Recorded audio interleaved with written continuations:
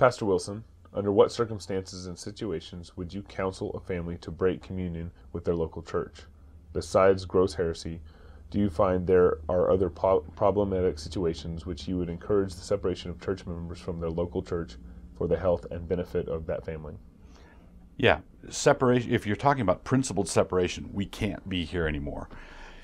I would divide it into two areas: gross heresy, already mentioned, and gross immorality.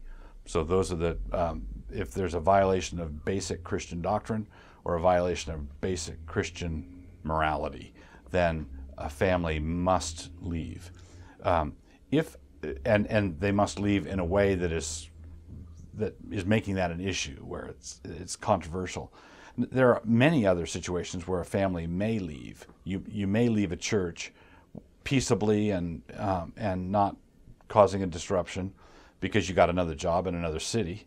Well, because you moved across town and it's too long a drive, or because you find a church where there's a thriving program for your kids, and the church you left was drying up. You're not mad at anybody, and you're not disfellowshipping anybody.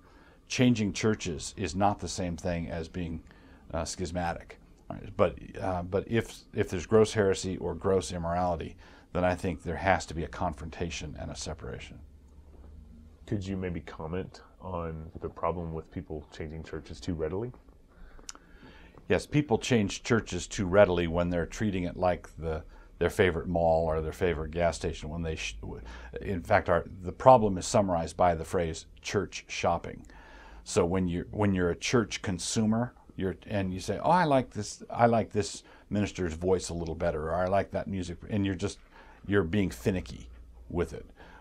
But let's say you're in a church for various reasons. You're in a church where the youngest person is 82, and there are 15 people, and you've got 6 kids under the age of 13, and there's a church a half an hour away.